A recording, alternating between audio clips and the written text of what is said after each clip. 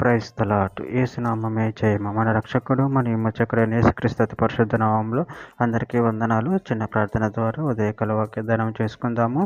పరిశుద్ధుడ మహాగణుడైన దేవ యేసయ్య, సర్వాధికారి నాయన మీకే వేలాది వందనములు, కృతజ్ఞతాస్తుతి స్తోత్రాలు చెల్లించుకుంటాను తండ్రి.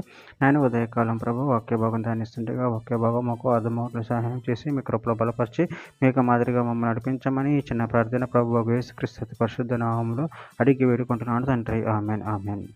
కీర్తన గ్రంథం 145వ అధ్యాయం 14వ వచనము. యెహోవా పడిపోవు వారిని అందరినీ ఉద్ధరించువాడు, కృంగిపోయిన వారిని అందరినీ లేవనెత్తువాడు. ఆమెన్. దేవుడి వాక్య భాగం దీవించును గాక. ప్రభునందు ప్రియులారా, ఇక్కడ వాక్య భాగంలో గమనించినట్లయితే యెహోవా పడిపోవు వారినందరినీ ఉద్ధరించువాడు, కృంగిపోయిన వారినందరినీ లేవనెత్తువాడు. అదేవిధంగా వాక్య భాగంలో గమనించినట్లయితే కీర్తన గ్రంథం 37వ అధ్యాయం 24వ వచనంలో యెహోవా అతని చెయ్యి పట్టుకొని ఉన్నాడు గనుక అతడు నేలను పడినను లేవలేక ఉండడు. కీర్తనల గ్రంథం 94వ అధ్యాయం 18వ వచనంలో నా కాలు జారని నేను అనుకొనగా యెహోవా నీ కృప నన్ను బలపరుచుచున్నది. కీర్తన గ్రంథం 119వ అధ్యాయం 117వ వచనంలో నాకు రక్షణ కలుగునట్లు నన్ను ఉద్ధరింపుము, అప్పుడు నీ కట్టడలను నిత్యము లక్ష్యం చేసేదను.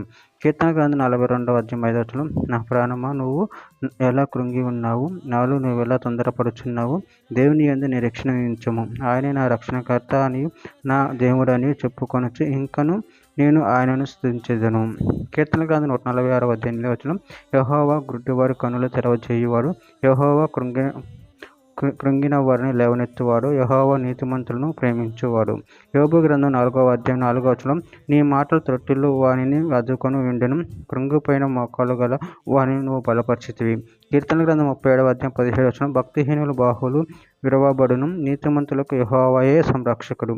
యెషయా గ్రంథం 41వ అధ్యాయం 10వ వచనం నువ్వు నా దాసుడు అని నేను నిన్ను ఉపేక్షింపక ఏర్పరచుకుంటున్నాను, నేను నీతో చెప్పి ఉన్నాను, నీకు తోడై ఉన్నాను, భయపడకము నేను నీ దేవుడినై ఉన్నాను, దిగులు పడకము నేను నిన్ను బలపడుతును, నీకు సహాయం చేయువాడు నేనే, నీతి అయిన నా దక్షిణ హస్తంతో నిన్ను ఆదుకుందును.